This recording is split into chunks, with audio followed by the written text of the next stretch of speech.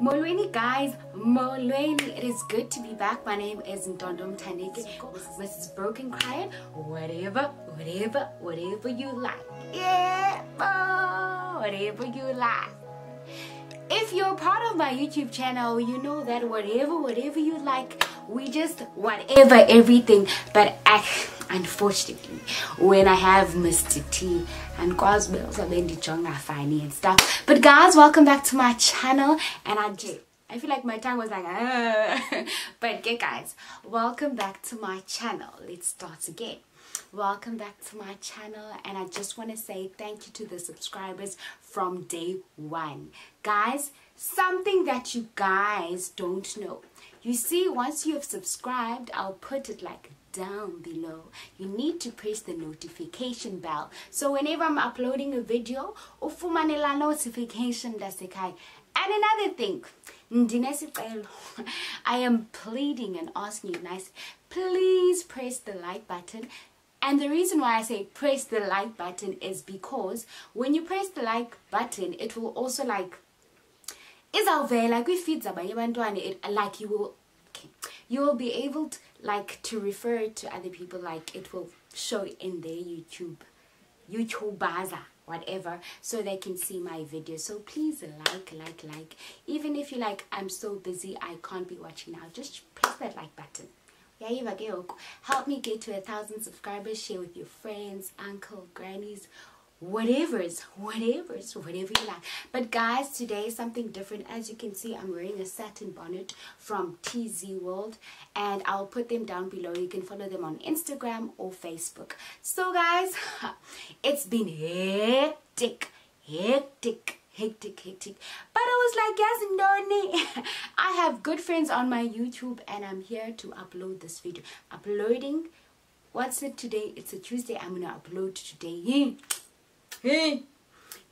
Pray for my consistency, guys. Life is just a lot. But I'm wearing my satin bonnet, and the prices, I'll also put them down below. If you didn't watch my previous video, everything is there.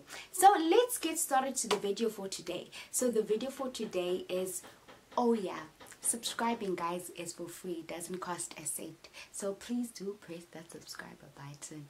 Yes, girl.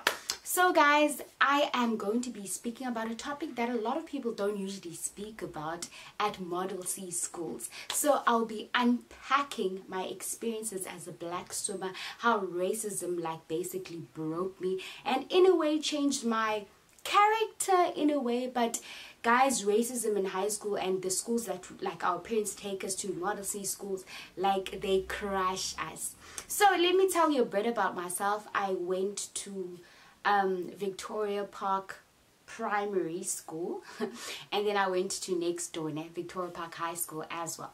So basically, I don't know, I'm a sport fanatic, so I love nature. I played sport, so I was in swimming, netball, cricket, soccer, tennis, just to name it.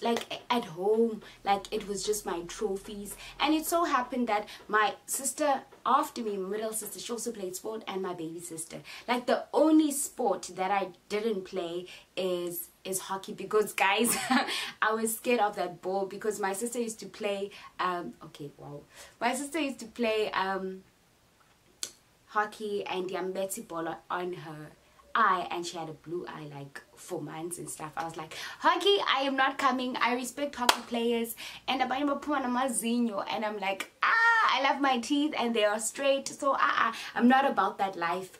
So played golf, cricket, soccer, swimming. Hey, I was an overaller, because my father always used to teach us that we need to strive for excellence. As a black lady, as a black guy, whatever you are, whatever race you are, you need to be able to strive for excellence if you are a Christian or whatsoever. So at home, my father instilled that thing, we need to strive for excellence. I come from a background where my father, he stopped school in high school, I think grade 10, but the things he speaks, the wisdom he has, you would swear that une masters in whatsoever. But my mother is a teacher by profession. She's a teacher, and she also started studying language and linguistics at NMMU. But as a mother, things, yeah.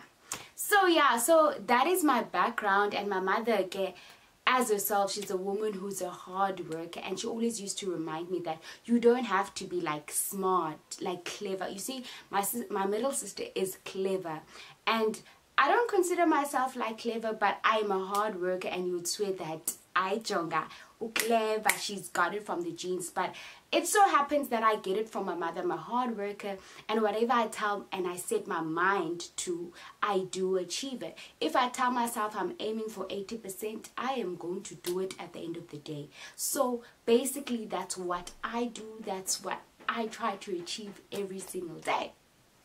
So let's get to it. So basically, my major sports was tennis, netball, and swimming. Actually, it was swimming and tennis, and then netball came later on. So okay, sorry about that. Someone is knocking at the door. But yeah. So it was tennis, netball, tennis, swimming, tennis, swimming, and netball came like a long time ago. So I started swimming in grade 1. I started getting my lessons in grade 1, and then it so happened I was good at the sport, which is rare for a black person to be good at swimming, because they have this saying, I know in my city, that shishais kakamf kakamf kakamf, and we really don't like swimming. It's for like, yeah. So in grade 5, I was really good, and then I was spotted by this other lady, which was Umandi, and she saw that I was really good, and she wanted me to join her club, which was Big Blue Aquatics. And then I started training with them, like after school. I'll train, even in the morning, guys. Sometimes I would train like every single day. Number one, my biggest issue was that whenever we go to swimming, even if you wear a swimming cap, guys, my hair used to shrink, and that was my number one concern, and I used to hate it, and it felt like that I was not enough. And that's where, like, even in a way, let me say not racism, but like I was the only black swimmer like then. And you know, sometimes as kids we could be cruel, and people were like saying in the bathroom that why you don't have hair like us, you're not as pretty enough, blah blah blah. When you go into the water, like, your hair doesn't stay as shiny or whatsoever. And in a way, I started disliking swimming, but I was like, I love it. It brings so much joy, but the people around me are not serving any purpose, because whenever I'm at the changing rooms, like, people are going to dim my light. They're going to say cruel things about my hair. So what I would do is I would go into the bathroom and make sure I don't take off my swimming cap, to a point that I would go around like in sports in sports shops trying to find the thickest swimming cap ever. So even if I wear it, like, a man's angangeni, water doesn't come through my hair. Like, to a point, sometimes I would pull my swimming cap till here, but it wouldn't make any difference. I would just basically look stupid. So that was the beginning of my story. I don't want to get emotional, because now I'm trying to think how many like black swimmers or black girls who went through the same situation that I did. So after that, in grade 5, I swam for this club, and my mother was like, didn't understand what's with you and water. And I got so good, and I used to swim competitively. And swimming competitively, like swimming at Newton Park Gala, if you know it, in PE. I would swim level 1 nationals, 2 and 3. We would travel, like, I was always traveling. For example, I would go for like a week or whatsoever. It depends. And most of the time I would have to do my homework on the road. And it was so sad, to a point that you would travel, sometimes you don't even attend your like your granny's funeral, but it was the sport. And I used to a point that I had a bursary to swim for the club. And then I changed club. I went to Big Aqua Bay, I went to PA, yeah, and the list is endless. But I think I only went to 4 I swam for 4 different clubs and I had a bursary with them. And guys, I must say it really helped me. Even the peer pressures that most teenagers went through, I didn't, because I had sport and I was forever traveling and I wanted to better myself. So I continued. I would be the house captain. I would win like prize givings. I was that girl just dominating and securing those trophies and stuff. And I was so, but the thing is, people see this person getting all this certificate, getting all these trophies, but behind closed doors they don't know what is happening. So I'm going to share another experience, but this happened in high school, which it used to hardly happen. You get a captain who is black and she's also swimming for clubs, and she's swimming like for level 1 nationals or level 2. And this other time was swimming for this other club, and we were practicing and training. So before we'd go swimming, we'd first train like do your push-ups, sit-ups and whatsoever. That time I had the sick pack. Hey, manch. Hey, guys, don't judge. Ngiyeza. But I had a 6-pack. I was the girl. So I remember this other time I was training, and then while I was training, this like white girl kept on saying, like, she kept on pulling my leg, and I was like, just leave me alone. And she kept on pulling and pulling, and I just got angry, and she kept on saying, you can't swim with us because you're gonna make the water dirty. Yo.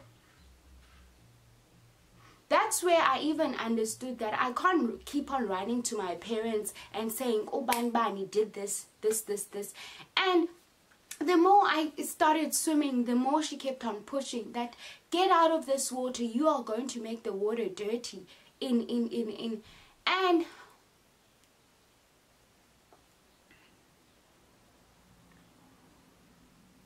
till this day, I'm so proud of myself that I stood up for myself. I got out of that water, and she also got out, and I slapped her.